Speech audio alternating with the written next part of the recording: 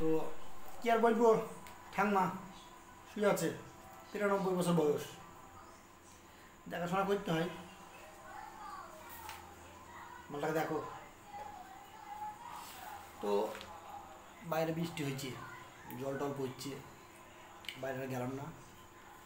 তো আগে খুব গল্প টল্প শুনতাম, তো তা সেখান থেকেই একটু কি বলে বুদ্ধি এসেছিল একটা গল্প লেখার। তো একটা গল্প থেকে কাউন্ট ড্রাকুলার গল্পের একটা পার্ট আমি লিখেছিলাম, তো তোমাদেরকে শোনাবো। ঠিক আছে, শোনো, কিন্তু একটু প্রথম থেকে খারাপ খারাপ লাগবে, তারপরে শুনতে ভালো তেমন হচ্ছে আর কি। তো তখন সময়টা ছিল 1866 সালের আশপাশ। ব্রিটিশদের শাসনকাল ছিল দেশ জুড়ে। বাংলার মেদিনীপুর ব্রিটিশ কোম্পানির প্রধান ছিল টিউটন হেনরি। তিনি ছিলেন একটু ফুর্তি টাইপের লোক, ঠিক আছে, ফুর্তি স্বভাবের, এরকম প্রকৃতির মানুষ আর কি। একবার তিনি মুর্শিদাবাদ, মানে পাটকি বাড়িতে এসেছিল মুর্শিদাবাদের, বুঝতে পারছো, সেই স্কুলের কাছে হাসপাতালের মাঠে যে পাটকারি ঘর দুটো করে আছে ওখানটায়। তো একদিকের মানে এদিকের শাসন কেমন চলছে, খাজনা আদায়, সেসব দেখার জন্য তার ইচ্ছে হলো যে এখানকার মাঠ ঘাট প্রকৃতি উঠে যাবে ঘুরে দেখার জন্য। তাই তিনি ঘোড়ার গাড়ি করে, বুঝলেন, ঘুরতে বেরোলো। সাথে 2 ইংরেজ পুলিশ, ঘোড়ার গাড়ি চালক আর ইংরেজদের জমির খাজনাপত্র দেখাশোনা করত টুঙ্গির বাসিন্দা মহেন্দ্র ঘোষ উর্ফে মহেশ। তাকে সাথে নিয়ে তারা বার হলো। মহেশ ঘোষের শরীরটার ব্যাপারে একটু বলে দিই। তার শরীর ছিল খুব শক্তিশালী, হৃষ্টপুষ্ট, বড় গোমক, আমার মতন একটা খুব শক্তিশালী পুরুষ। তো ঘাট ধাতে বুঝতে পারছু, খড়ির নদীর পাশ দিয়ে ছুটে চলেছে ঘোড়ার গাড়ি, মানে আসছে আমাদের এদিকে রায়নাথ যাবে। নদীর চরে অসংখ্য সাদা কালো রঙের বক নদীর মাছ ধরে খাচ্ছে। সাথে রয়েছে না, সে সাথে বইছে ফিরফির বাতাস, ফিরফির করে যেমন বাতাস বয় আর কি। আর আকাশের দিকে উড়ে যাচ্ছে শামকুলের দল, দেখে বেশ ভালোই লাগছে টিউটন হেনরির। এক সময় ঘোড়ার গাড়ি পৌঁছালো ডাকাইতি, বুঝছো, ডাকাইতিপুরার মাঠের রাস্তায়। মাঠের আশপাশেই থেকে ভেসে আসছে অসংখ্য শেয়ালের ডাক, শুনতে গিয়েছে। তো অতিষ্ঠ হয়ে গেছে আর কি। অসহ্য হয়ে হেনরি বলল, কেউ কি পারবে একটা শিয়াল ধরে আনতে? শালা ইংরেজদের কথা বুঝতে পারছো। তার মনটা মানে বাঞ্ছিত একটু ফুর্তির লোক, তো এই কারণে বলছি, স্বভাবের কারণে। এদিকে বুঝতে পারছো মহেন্দ্র ঘোষ তো বুঝতে পারছো 60 বছরের, নাইলে বুদ্ধিটা ঠিক মতন হয় না। তো মহেশ ঘোষ একটু বলল, ধরে আনতে পারলে কি দেবেন? হেনরি বলল, ধরে দেখাও তো আগে। তারপরে বুঝতে পারছি গোয়াল, বুদ্ধি শুদ্ধি খুব কম ঘোষ, ইয়া ঝাপাক করলাম মাঠের রাস্তায়। তারপরে শুরু হইল শিয়াল তাড়ানো, শিয়ালের পেছন পেছন দৌড়, বুঝলা তাহলে গোয়াল কাকে বলে, ঘোষ কাকে বলে। তা সেই রান দিতে লাগলো, দৌড়তে লাগলো, ঘন্টার পর ঘন্টা, দৌড়ছি পুরো মাঠটাই ঘুরে ফেললো। তারপর শিয়াল এক সময়, শিয়ালে হাঁটি গেল মানুষ আপনের আগে, বুঝো তাইলে, মাটিতে লেতি পড়লো। তারপরে মহেশ সেই শিয়ালকে কাঁধে করে তুললে চলে মুখ চোখ মেখে দিয়ে সেই ইংরেজ হেনরির সামনে ফেল দিল। এবার সে ইংরেজ অবাক, এই শালা ভারতের লোক এবার কেরম রে, শিয়াল ধরে ফেললো, ঠিক আছে। তো তারপর শালা সে মহেশ ঘোষের দিকে তাকিয়ে বলছি রে বাপ রে বাপ, মানে এরকম শক্তিশালী লোক আমি দুনিয়ায় দেখিনি। তো যাই হোক হলো, তারপর থেকে তা কিছুক্ষণ পর সেই 2 ইংরেজ সৈনিককে বলল চলো ওদিকে ঘোরা যাক। তো এমন সিন হয়ে গেছিল, চোখের পাতা শালা ফেলছিল না ইংরেজ, ঠিক আছে। তো ওই ইংরেজের চালাচলটা বললো স্যার চলেন চলেন, তারপরে বাঞ্চুক মানে অবাস্তব ব্যাপার তো হয়ে গিয়েছে, এবার কি ক্ষমতাশালী লোক, শিয়াল তার ধরে ফেললো, ঠিক আছে। তারপর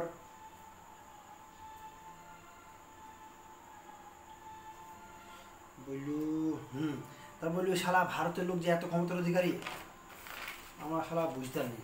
তা তখন মহেশ ঘোষ বুঝছ, ইর ইর মহেশ ঘোষ তোমার কে হয়?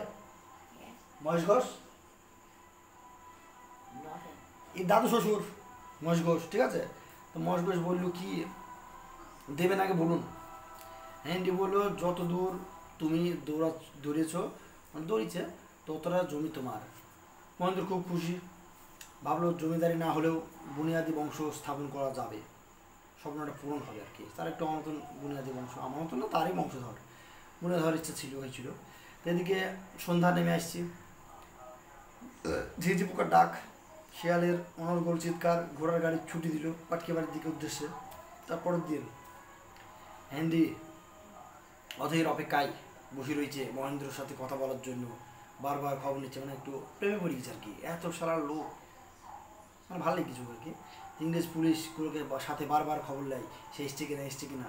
তারপরে 11টা 45 এসে পৌঁছালো, মানে কমে থেকে গেল পাটকারি, পথ চলতি ঘোড়ার গাড়ি করে ইংরেজ অফিসে। আর আসার সাথে সাথে হেনরি তুলে দিল সেই জমির দলিল, আর জমির নামকরণ করলো শেয়ার মারার মাঠ। বুঝছ, মেদিনীপুর ইস্ট ইন্ডিয়া কোম্পানির জমি দিয়েছিল মহেশ ঘোষকে শিয়াল মারার জন্য। ডাকাতি পোতার যেটা আজকে শাল মারার মাঠ, সেই মাঠটার নাম ছিল শিয়াল মারার মাঠ। সেই শিয়াল মেয়ে ছিল ইর দাদু শ্বশুর। তারপর বলছি এবার এখানকার, হ্যাঁ, আর সেখানকার সমস্ত জমির মালিক হলো মহেন্দ্র ঘোষ। মানে বুঝতে পারছো শাল মারার মাঠ 300 বিঘি জমি যে কথা ছিল সব দিক ঠাকুর দাদা মানে শ্বশুরের কাছে ছিল। আচার নবী আমি মানে আমার সবই মতন আচার। তো শোনো, সাথে হিন্দির সাথে মহেন্দ্র বন্ধুত্ব হলো, মানে বন্ধুত্ব হয়ে উঠলো আর কি। তো এদিকে মহেন্দ্র বাড়িতে কালী পুজো মানে পুজো দেয়, বুঝতে পারছো এখানে মন্দিরটা আছে, আগে তো ভেঙে চুরি হয়ে গেছে, তো মাঠের মন্দির ছিল। তো বলছে এদিকে মহেন্দ্র বাড়িতে কালী পুজো প্রতি বছরই বংশ পরম্পরা হয়ে আসছে। মহেন্দ্র আর হ্যাঁ মহেন্দ্র মানে মহেশই বলছি, মহেশ নিমন্ত্রণ করলো হেনরিকে যেন তিনি অবশ্যই আসে 13 তারিখে ফাল্গুন মাসের সেই টাইমকার পুজো হবে, পুজোতে তাকে আসতে বলছে। বলি ঠিক আছে অবশ্যই যাব। আর সাথে হেনরি বললেন আমি এখন মেদিনীপুরে ফিরে যাচ্ছি। ইংরেজ তোমার তো ফিরে যাবে দিয়ে বলি মেদিনীপুরে ফিরে যাচ্ছে, ওকে ফিরে যাচ্ছি, তবে পুজোর আগে আমি ফিরে আসবো। মানে আমাদের বুঝতে পারছি ওই ঠাকুর দাদার মানে দাদু শ্বশুরের বাড়িতে পুজো, তার ইয়ে সব লাগবো। 93 বছর বয়স, 3 বাড়িতে ফিরে আসবে মানে পুজো দেখতে আসবে। তো মেদিনীপুর তো সে চলেই গেল, দাদা দেখছি আমি নিজের লেখা নিজেই ভুলে যাই কী লিখেছে। তো মহেন্দ্র বললো হঠাৎ এখন আপনি মানে আপনার যাওয়ার কথা ছিল না তো? মানে বুঝে আপনার কথা ছিল না। তো হেনরি বললো মেদিনীপুর থেকে খবর আসছে তার স্ত্রী লন্ডন থেকে তার সাথে দেখা করতে এসেছে। ঠিক আছে, কিন্তু তার আসার কোনো কথা ছিল না। মহেন্দ্র বললো এসেছে যখন তাকে সাথে করে আনবেন। বললো হ্যাঁ, বুঝতে পারছো ইংরেজদের বউ দেখতেছ, বুঝতে পারছো, বললো আসবা আমাদের টুমিতে। তো যাই হোক বললে আসবো। তবে শোনো, তারপর হেনরিকে কেমন যেন মানে হেনরি একটু চিন্তায় পড়ছিল, বউ আসার কথা ছিল না তো, কিন্তু হঠাৎ চলে এসছে এটা নিয়ে চিন্তা দেখাচ্ছিল। তারপর দিন মেদিনীপুরের উদ্দেশ্যে বেরিয়ে গেল। যাই হোক কিছুদিন পর মেদিনীপুরে বলছি মেদিনীপুরে তিনি থাকেন একটা নির্জন আম জাম ভরা বাগান বাড়িতে,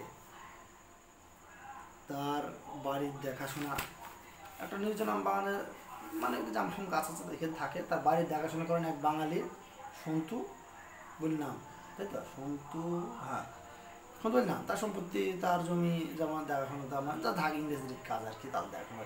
তারা ইংরেজি ভাষা অত ইংরেজি ভাষা অত বোঝে না, তবু হিন্দি তাদের দুজনকে বেশ পছন্দ করে। মানে তার বউ আছে সন্তু, আর তার নামটা তো কী যে লিখেছে নিজের খেয়াল আসছে না, বলছি সমাপ্তি সমাপ্তি হবে, যাই হোক ঠিক আছে। তো তাদের দুজনকে বেশ পছন্দ করে, মানে ইংরেজ ওই ভারতীয়দের দুজনকে পছন্দ করে। তারা ব্রিটিশ অফিসে গিয়ে খবর দেন যে লর্ড হেনরি তাড়াতাড়ি ফেরার জন্য, মানে পাটকের থেকে, কেননা তার স্ত্রী, তারা এসেছে, তার স্ত্রীকে ভয় পাচ্ছে, মানে দুই বাঞ্চত সন্তর্ব্য ইংরেজদের বউ হেনরির স্ত্রীকে ভয় পাচ্ছে, বুঝে যাও ভালো করে বুঝে দেন না, এই জন্মন কমা গল্প বলছে। তো ভয় পাচ্ছে সারা নিজে লিখা নিজে বুঝতে পারছে না। হ্যাঁ, এর আগে এর আগে তাকে কখনো দেখেনি, কিন্তু হেনরির কাছে থেকে তার শরীরের হাইট টাইট হ্যান ত্যান কেমন সেটা বললো, আর বলছে ইংরেজিতে বুঝতে সাদা সাদা সোনালি কালার চুল, সেটা আগে থেকে জেনেছিল। সাথে এটাও জেনেছিল যে সে হাসতে, মানে একটু হাসি খুশি লোক, হাসতে ভালো, সে কোনো না কথা হেসি ফেলে, হাঁ করা যাক বলে। হেনরি অবসর সময়ে গল্প করতো তার স্ত্রীর সাথে কীভাবে দেখা হয়েছিল, বিয়ে টিয়ে হয়েছিল, মানে বুঝতে হচ্ছে ইংরেজ আমাদের ভারতের মধ্যে বাংলাদেশের মধ্যে একটু বাংলা হয়েছিল, তো সেসব বলতো আর কি, বিয়ে হয়েছিল যাবতীয়। হেনরি বাড়িতে দেখছি ইন্ডিয়া বাড়িতে, হ্যাঁ তবে হেনরি ওই খবর দিয়েছিল, বাড়িতে পৌঁছে দেখে যে মানে সন্ত্রব সান্ত্বনা, ঠিক আছে, কাঁদছি, মানে কাঁদছে, তার আশেপাশে অনেক লোক জড়ো হয়েছে। হিন্দি তৈরি করে সান্ত্বনার কাছে এসে, সান্ত্বনা মানে সমাপ্তি, সমাপ্তি মানে সান্ত্বনা না সন্তর্প, তার কাছে এসে জিজ্ঞাসা করে তুমি কাঁদছো কেন, আর সন্তুই বা কোথায়, আর আমার স্ত্রী জুলিয়া, কি জুলিয়া জুলিয়া মানে ইংরেজদের বউ জুলিয়াই বা কোথায়, কাঁদতে কাঁদতে বলে উঠলো, সন্তুকে গতকাল মাঝরাতে ঘুম থেকে ডেকে নিয়ে যায় জুলিয়া, আমি বিছানা থেকে উঠলাম না, তারা দুজন মনে হলো যেন দোতলা থেকে কি জেলে ভরা, কি হয়েছে কি লিখছি নিচে মাঝে সাথে বলছে, বুঝলো।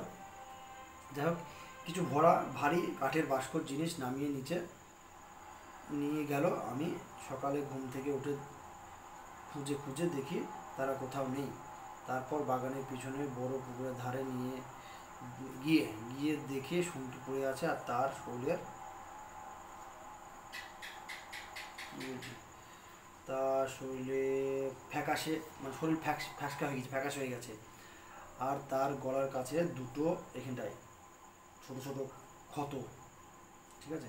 কাঁদতে কাঁদতে সান্ত্বনা বলল, মানে সমাপ্তি সান্ত্বনা, ঠিক আছে, মানে সন্তর্ব মানে এদের ইংরেজদের বাড়ি যে দেখাশোনা করে, বলে উঠলো এই কথাগুলি, মানে কাঁদতে কাঁদতে বলে উঠলো। ও গিয়েছে ইংরেজ অফিস থেকে খবর পাঠিয়েছে যে বাড়িতে বসছে, পাটকার থেকে গিয়েছে মেদিনীপুরে, সেখানে গিয়ে ওখান থেকে খবর পেয়ে বাড়িতে গিয়েছে, বাড়ি থেকে দেখছে এরকম ঘটনা, আর বললো জুলিয়াকেও, মানে যে ইংরেজদের বউ এসছে বলছে, সে বউটাকেও কাল রাতের পর থেকে দেখেনি, মানে সেই সন্তুকে ডেকে লিখেছে, আমি তো কাজের লোকটার বরটাকে, যে তাকে দেখেনি।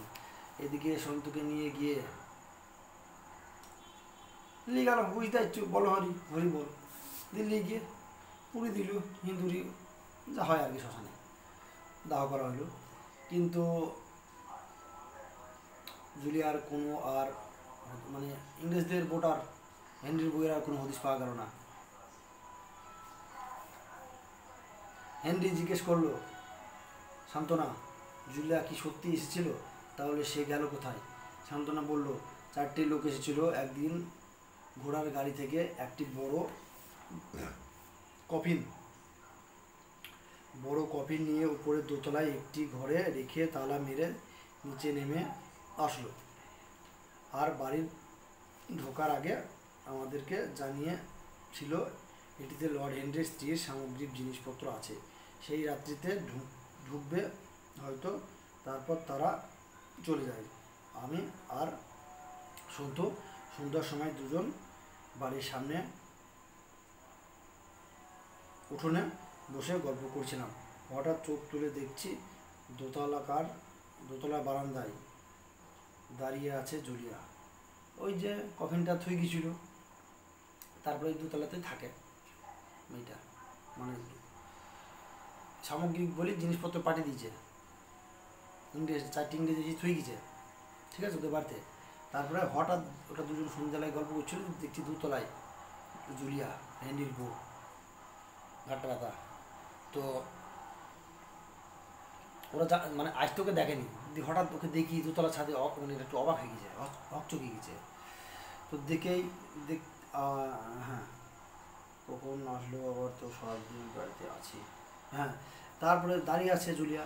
আমরা অবাক যে সে কখন আসলো, আমরা তো সকাল মানে সারাদিন বাড়িতে আছে, দেখতে পেলাম না।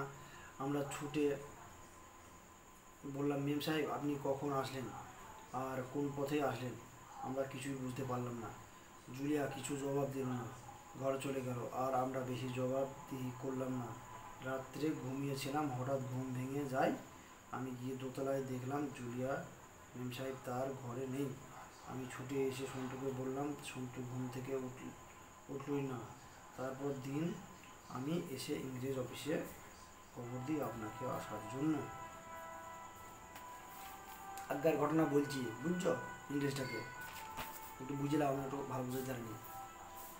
কেননা মেম সাহেবকে আমরা দিনে আসতেও দেখিনি, আর দিনে সে ঘরের বাইরে বেরোই না। সেদিন মাঝরাতে সে সন্তুকে ডেকে নিয়ে, মানে দিনের বেলায় বেরোই না ঘর থেকে, বুঝছো তো, বুঝতে ইংরেজদের। তো মাঝরাতে সন্তুকে ডেকে যায়। আমি যদি ঘুম ছেড়ে উঠতাম তাহলে আমার আর এমন ঘটতো না। মানে ও গিচে আর দেখেনি। সে বলে, সেই বলি কাঁদতে লাগলো, মানে ইংরেজটাকে বললু, সেই বাড়ির কাজের মেয়েটা তার বরকে খুঁজে পাওয়া যাচ্ছিল না, গলায় ফাঁসকা দাগ হয়েছিল, কামড়ে দিয়েছিল কিসে, তো পড়ছিল।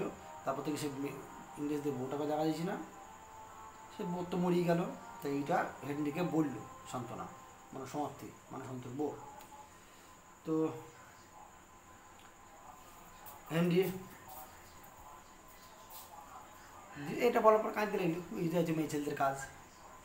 তো হেনরি ভাবলো, সে আসলোই বা কোন পথে, কিভাবে সে খোঁজ নিতে, হ্যাঁ, সে কিভাবে আসলো, কোন পথে আসলো সেটা খোঁজ নিতে বললো ইংরেজ দেশের দুই পুলিশের সাথে থাকে কর্মচারী, তাদেরকে। তারা খবর নিতে গেল, বুঝতে পারছো। তারা খবর পেল অস্ত্র বোঝাই ইংরেজদের জাহাজ বাংলার, বুঝতে পারছো, বঙ্গোপসাগর দিয়ে এসেছিল, ঠিক আছে। তাতে একটি বিরাট বড় কফিন ছিল, সাথে 4টি লোক, বডিওয়ালা, বডি শক্তিশালী। তো ইংরেজ তারা সেই জাহাজে ক্যাপ্টেনকে বলে এটি লর্ড হেনরির বাড়িতে পৌঁছাতে হবে, এবং এই বলে তারা জাহাজ থেকে চলে যায় আপনার বাড়ির উদ্দেশ্যে। তারপর খবর পেলাম এই জাহাজটি করে তারা আবার ফিরে গেছে মানে লন্ডনের উদ্দেশ্যে। হেনরি হতাশ হয়ে পড়ল সেই বাড়িতে বসে, আর চোখের জল ফেলে। কি যে ঘটল তার আগা গোড়া কিছুই বুঝতে পারলো না। তো ঘটনা হইল, একটা জাহাজ করে এসেছিল, 4টি লোক একটি কফিন করিয়ে দিয়ে বলছিল এটা হেনরির মাল, ওর বাড়িতে পৌঁছে দেওয়া হয়েছে। তো পৌঁছে দেওয়ার পর মানে ও বুঝতে পারছিল বউ কমিং দেখলো, কীভাবে কি মরে গেল কিছু বুঝতে পারছি না যেটা। তা শুনো, তো লন্ডনের উদ্দেশ্যে,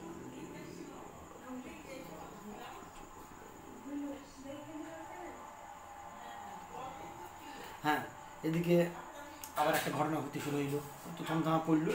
তারপর থেকে প্রত্যেক রাতে মাঝে সাঝে মানুষ উধাও, বাচ্চা চুরি, গুজব ছড়ি গেল, মানুষ সুদা হয়ে যাচ্ছে, বাচ্চা চুরি হয়ে যাচ্ছে, এসবের গুজব ছড়ি গেল। সান্ত্বনা বললেন, ইংরেজদের যে মেয়েটা কাজ করে আর কি হিন্ডের বাড়িতে, সে বললেন, সাহেব আমার অনুরোধ রাখবেন আপনি, আপনি দয়া করে লন্ডনে যান, গিয়ে দেখেন মেম সাহেবের আসল সত্যিটা কী। মানে বুঝতে পারছো, সে এসে কেউ দেখেনি, হঠাৎ দুতলাতে তাকে দেখেছে, এই হলো ঘটনা। তো লর্ড হেনরি লন্ডন ফিরে যাওয়ার উদ্দেশ্যে বেরোলো, ঠিক আছে, বেরিয়ে গেল দিন কয়েক পর, মানে যতদিন লাগে আর কি। তারপরে বাড়িতে গিয়ে জানতে পারে, এইবার হলো মেন ঘটনা, ঠিক আছে।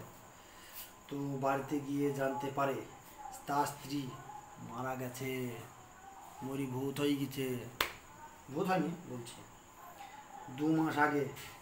এই শুনে তার মাথায় বাজ পড়ল, 2 মাস আগে মানে ভূত হয়ে গিয়েছে, এবার শালা ইংরেজ বুঝতে শুনে ফেটি গেল।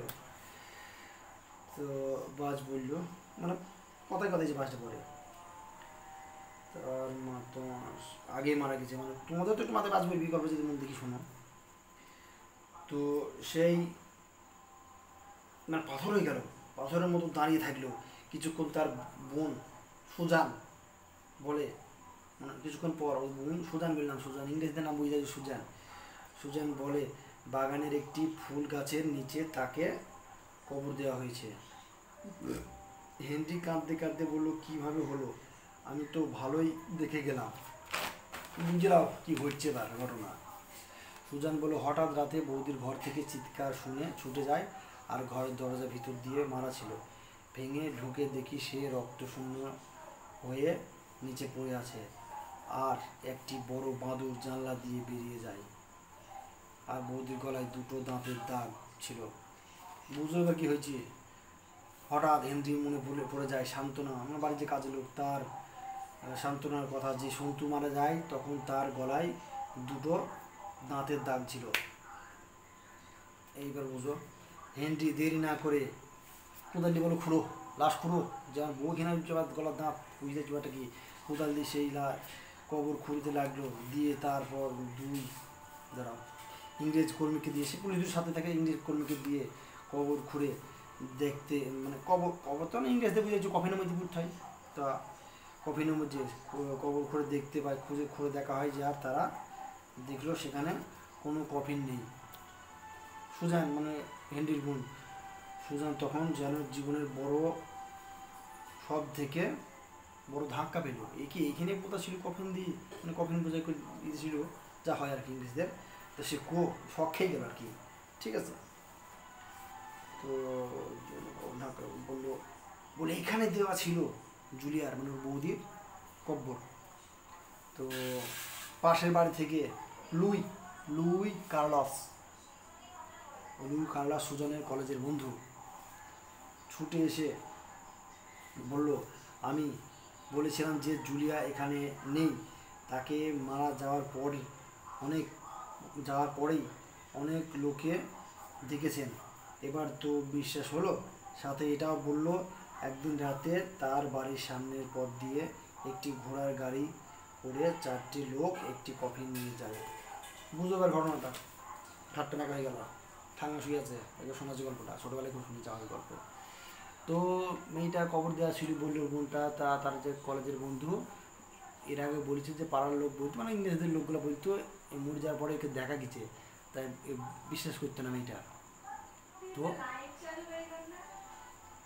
ওই বুঝেছো, এবার ঘটনাটা সত্যি হইলো। এর আগে বলতো যে তুল লিখেছে, তো বিশ্বাস করতো না, বলতো মানুষ দেখেছে, মানতো কিনা, হিসেবে কাজ বুঝতেছো। তারপর শুনে ঘটনা কি হয়েছে। আর এদিকে রাত, আর এদিকে বুঝতেছো বাংলায় মেদিনীপুর এইসব জায়গায় কি চলছে বুঝতেছো।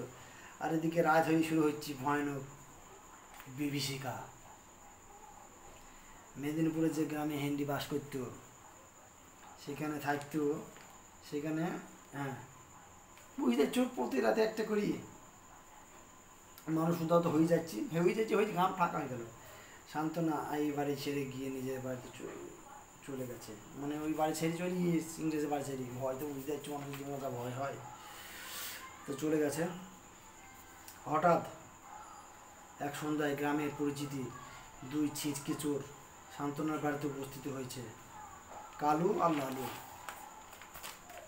পাশের ঘর থেকে শান্তনুর দাদা উপেন বার হয়ে এসে বলল, এই চোর, আমাদের বাড়িতে তোদের কী ব্যাপার? তারা মৃদু কাঁপা কাঁপা কণ্ঠে বলে উঠল, গ্রামে প্রতি রাতে যে লোক উদা হয়ে যাচ্ছে আর করছে, আমরা জানি যে লোক গ্রাম থেকে উদা হয়ে যাচ্ছে, কারা করছে, এই দুই চোর বুঝতে পেরেছে। ঠিক আছে, শোনো, জানি বলে কেঁদি ফেললি বাঞ্চ, কেঁদি ফেললি ভয়ে। শান্তনা বললো, কাঁদছো কেন? কাঁদতে কাঁদতে কালু বললো, বৌঠান, সন্তুকে ওই হেনরি স্ত্রী মেরে ফেলেছে। এবার হইলো বুঝো তো, ইংরেজ দেশে বউটা সন্তুকে মেরে ফেলছিল, এইবার আসল বোঝা দিচ্ছি, হেনরি স্ত্রী মেরে ফেলেছিল। তো আমরা দুজনেই দেখেছি, সেদিন পূর্ণিমার চাঁদ উঠেছিল। আমি আর লালু মাঝরাতে হেনরির বাড়ির পিছনে বাগানের নিচে পুকুর আছে, তার পাড়ে বসে ভাবছি, হেনরি তো নেই, আজ চুরি করবো এই বাড়িতে। তুমি আর সন্তু তখন ঘুমিয়েছিলে হয়তো। আমরা ভাবলাম এখন ঢুকলে ঘরে আর কেউ টের পাবে না, আমরা উঠে যাব। এমন সময় দেখতে পেলাম বাড়ির পিছনের দরজা দিয়ে সন্তু আর একটি ইংরেজদের মেম সাহেব কষ্ট করতে করতে একটা কী যেন টেনে আনছে। একটু সামনে আসতেই দেখলাম কাঠের বড় বাস্ক। আমরা দুজন লুকিয়ে পড়লাম গাছের আড়ালে, আর আড়ালে দেখতে পেলাম বাস্কটিকে এই বড় পুকুরের জলে বড় বড় পাথর শিকল দিয়ে বেঁধে ডুবিয়ে দিতে।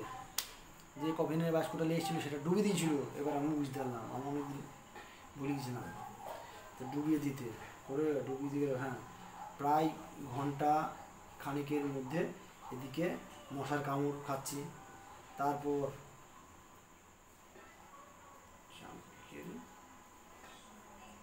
তার কি নিজে লিখেছি, মাঝে সাথে নিজে বুঝতে পারিনি। দেখলাম, হ্যাঁ, তারপরে বুঝতে ইচ্ছু ইংরেজদের যে বউটা সন্তুকে জড়িয়ে ধরেছে, বুঝতে ইচ্ছু বাংলার লোক, ভারতের লোক আর ইংরেজদের মেয়ে জড়িয়ে ধরেছে। তো তার ঘন্টা খানিকক্ষণ বুকেই জড়িয়ে ধরছিল, ধরে থাকতে থাকতে প্রায় মানে অনেকক্ষণ ভোর হয়ে আসলো, আর মশার কামড়ে ফুলছে দুই বাইচত, মানে কালো আর লালো। তো হঠাৎ সন্তু ছটপট করতে থাকে, মেয়েটাকে সরানোর চেষ্টা করে, কিন্তু কিছুতেই পারছে না। আমাদের দুজনের দিকে হার হিম হয়ে গেল। সেই ইংরেজদের মেম এর মুখ দিয়ে 4টে বড় বড় দাঁত বার হলো, সন্তুর গলায় ফুটিয়ে দিল। তার কিছুক্ষণের মধ্যেই সন্তু মাটিতে লুটিয়ে, আর সে কি ভয়ানক হাসি!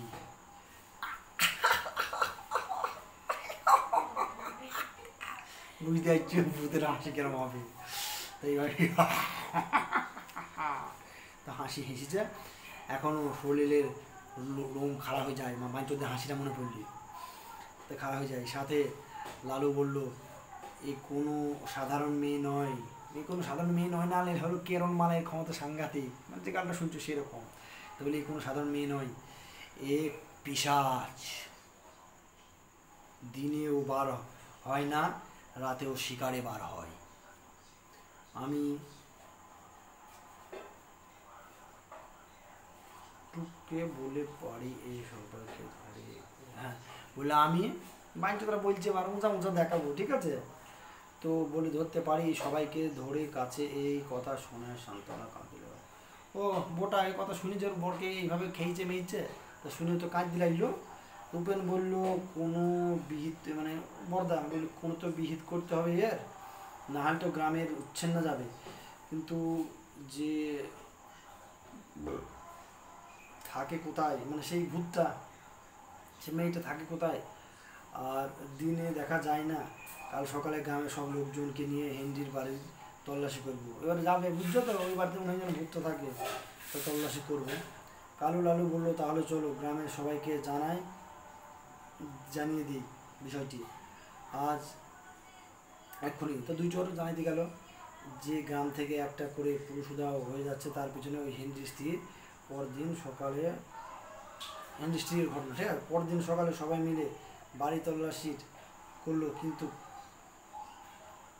কোনো ফল হলো না। গ্রামের কিছু কিছু পাওয়া গেল, ঠিক আছে। তারপর গ্রামে বুঝতে পারছো এক একজন মাতব্বর থাকে তবার মতন, ঠিক আছে, তবার মতন ধরো।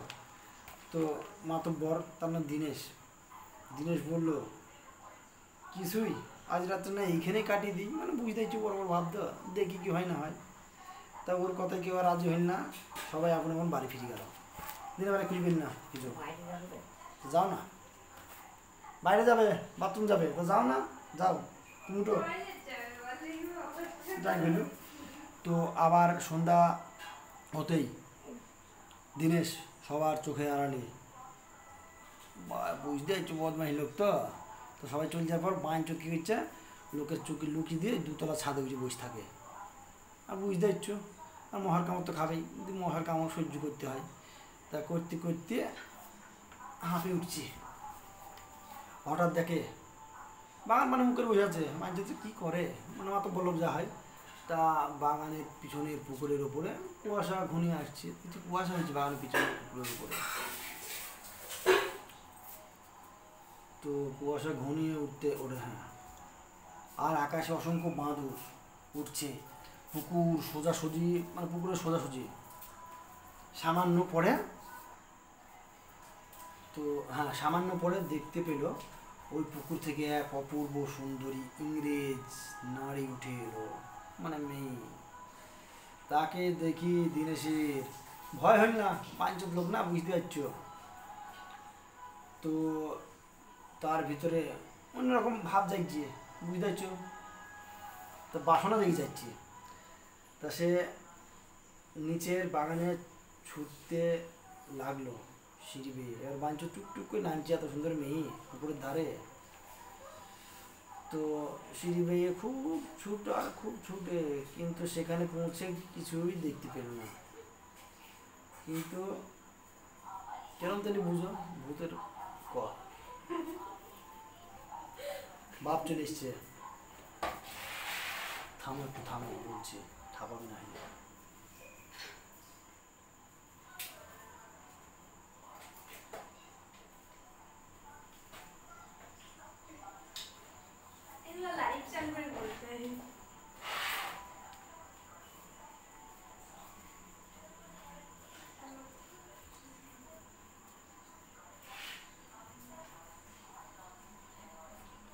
তা বুঝতে পারছো বদমাস, এসব বদমাস লোক জানতে হয় না, তা বদমাস মেজাজের মানুষ বলে সে পুকুর পাড়ে বড় আম গাছে উঠে বসে মহার কামড় খেতে লাগলো।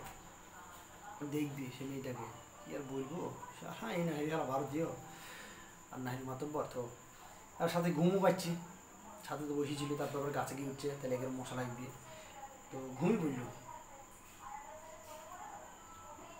সাথে ঘুমিয়ে পড়লো। তারপর দাঁড়াও,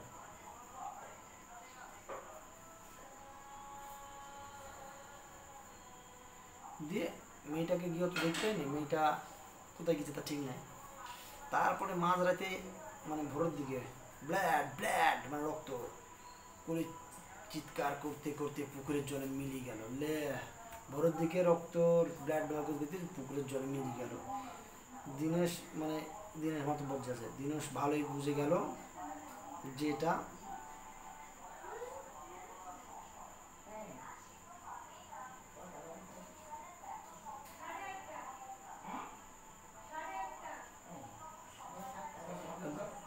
বুঝে গেল এটা হলো এই মেয়েটার কাজ, যে সব লোক উধাও হয়ে যাচ্ছে। হ্যাঁ পল্লবী দেখতে চলছে চোপ, এখানে একটা ভিডিও করছি, বুঝতেই পারছো, মানে সংসার জীবন যে কি জ্বালা, তা তো বিমে করিনি। তো তো গল্পটা শোনো।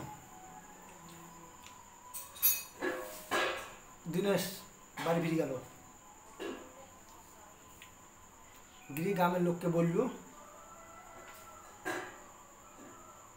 দেখি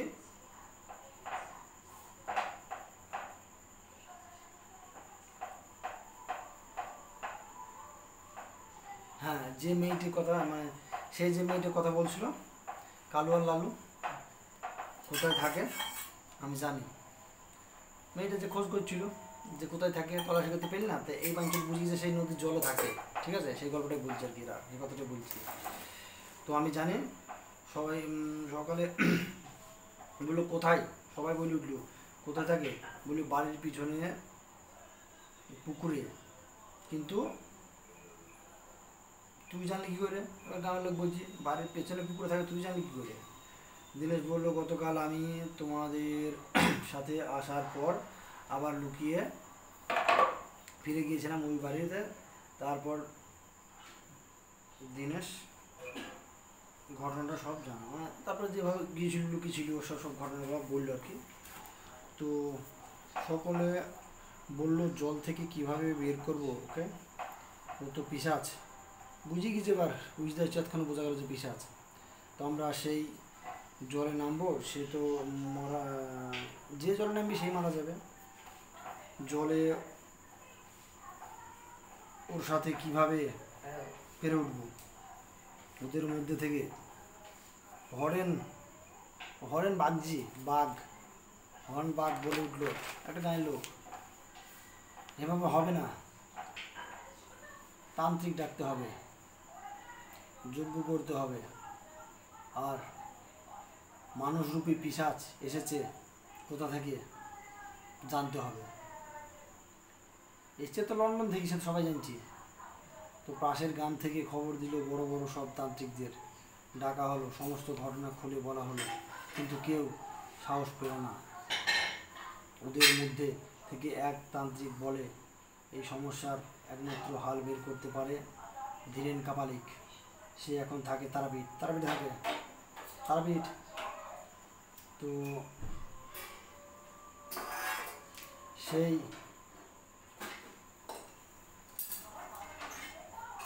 সেই পারে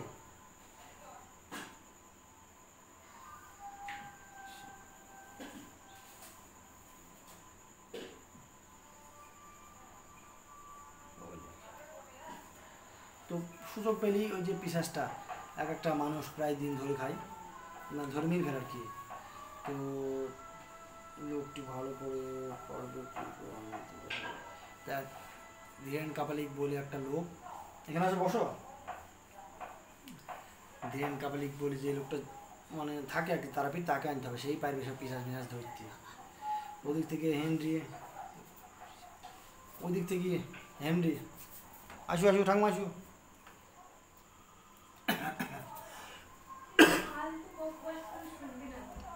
কেউ শোনা শুনুন, না শোনা না শুনুন, বলছি আমার মনে হয়েছে বলছি। তো শোনো, তো ওদিক থেকে হেনরি ফিরে এসছে, সান্ত্বনা গ্রামের ঘটনা খুলে বললো আমাকে। হেনরি লন্ডনের ঘটনা খুলে বললো, মানে বোঝো এখানে এসছে, এখানকার ঘটনা বলি যে মানুষ মানুষ খেয়ে নিয়েছে, জলমিতে একজন থাকে সেগুলি ভূত, মানে পেতনি পিশাচ।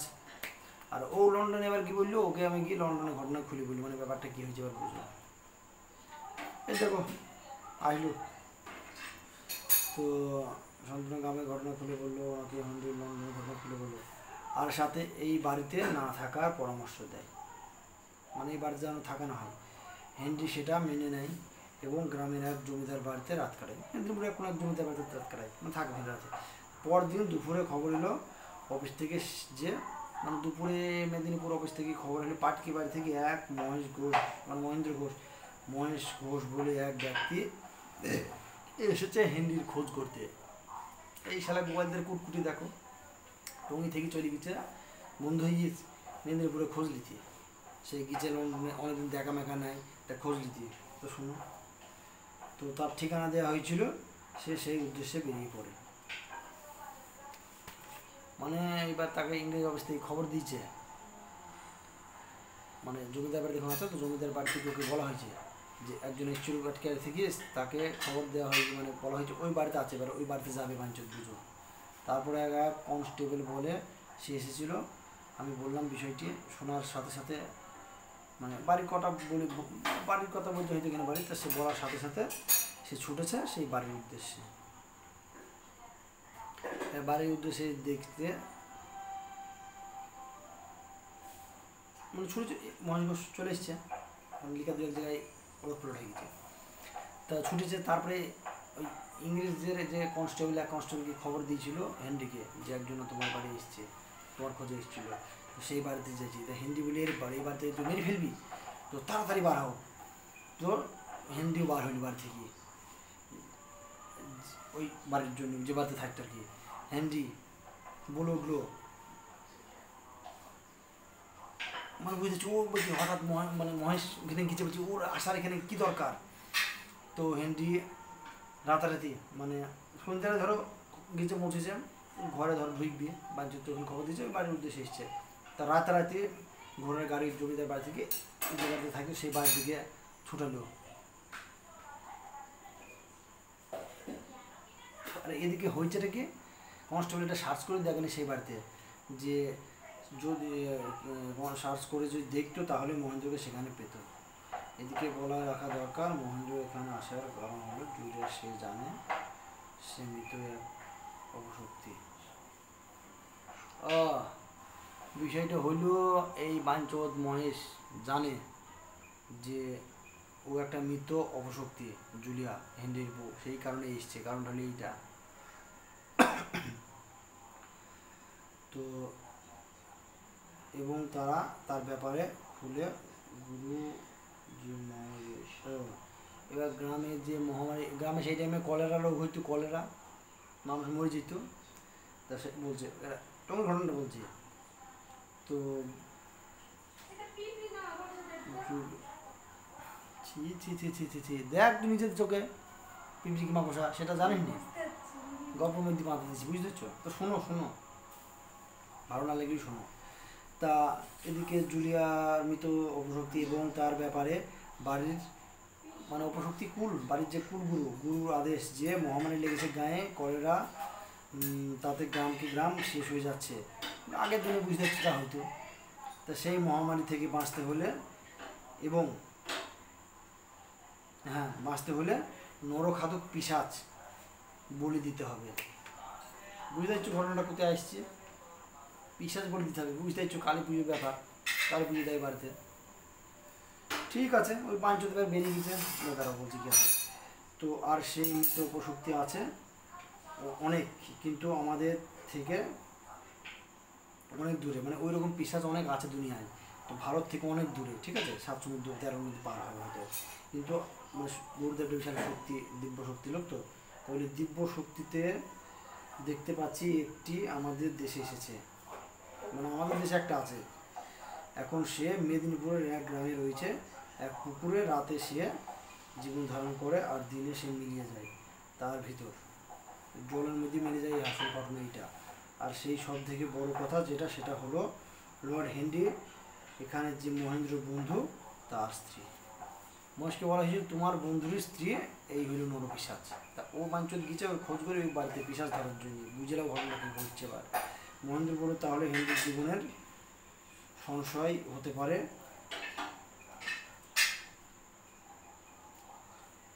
হতে পারে। তো ওই গল্পটাকে বলেছিল হেনরি যখন মেদিনীপুর গিয়েছিল, এবার আমি বুঝতে মানে লেখাটা কিছুটা একটা ভুলে যাই। তো তো এটা আগে ঘটনা বলছে, তো বলেছিল যে গুরু যে তার মানে বলেছিল ঘটনা কি, তখন বলে হেনরির জীবনে সংশয় হতে পারে, মানে মেয়ে দিতে পারে। একটা মহেশ বলছি তার গুরুকে, গুরুদেব বলল না, সে